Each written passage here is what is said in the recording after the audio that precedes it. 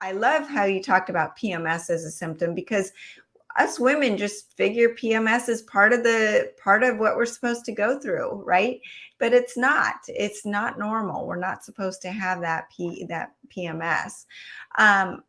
Kate, I want to jump to the thyroid, because I would say not over 90% of human beings have suboptimal thyroids, and they affect our whole endocrine system. They affect our energy, our metabolism, our brain health, our brain fog, just everything and anything. But they also have an impact on our hormones, including estrogen. So can you talk about the relationship between the thyroid and estrogen dominance?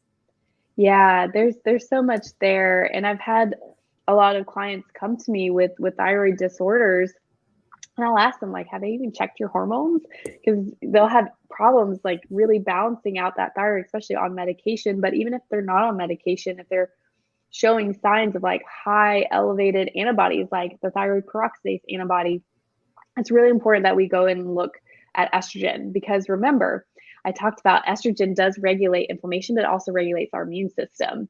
And so it can be linked to a lot of autoimmune disorders, especially with the thyroid, Hashimoto's. And so when estrogen is elevated, it's imbalanced, and the body can really ramp up inflammation, which then can also increase our antibodies, especially like the thyroid peroxidase antibody, and also can turn on our immune system. But also estrogen can increase something called thyroid globulin binding protein, which will increase the binding of thyroid hormones, especially it prefers T4 over T3, but it'll bind up both. And so it's important to look at the hormones, because if you're having issue balancing the thyroid and you have excess imbalanced estrogen, that could be the problem. It's causing this protein to increase, which is binding up all your thyroid hormones. And that's why you're struggling to improve symptom wise, especially when it's coming from thyroid. So it's really important to look at that hormone piece. And that's really the biggest factor. But also, and with the TPO, I always look at, okay, what's causing inflammation in the body? So again, like addressing all the lifestyle factors, the gut, et cetera, but also, let's look at your hormones. It's okay, estrogen's imbalanced, so it's going to create that inflammation, cause elevation of those antibodies too. So that's really like the relationship between thyroid and estrogen. So with that, just personally, I know that when I'm leading up to having a period or on it, that my gut motility is slowed down, that my thyroid slows down. So I can actually feel a up and down in my energy and my thyroid function. So is that why? I mean, can you explain why that would be? It's definitely possible, because I mean the hormones are constantly fluctuating. Our sex hormones are fluctuating throughout our menstrual cycle.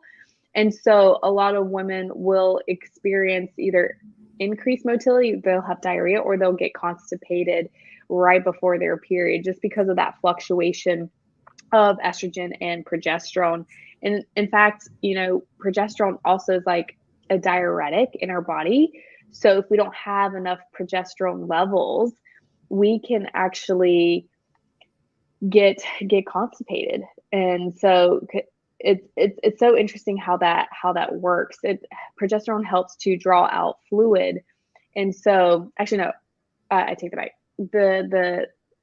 The progesterone is a diuretic, so it helps to draw out fluid, which is why a lot of women will also feel puffy. So Right. if you have low levels, then it can definitely affect the gut for sure.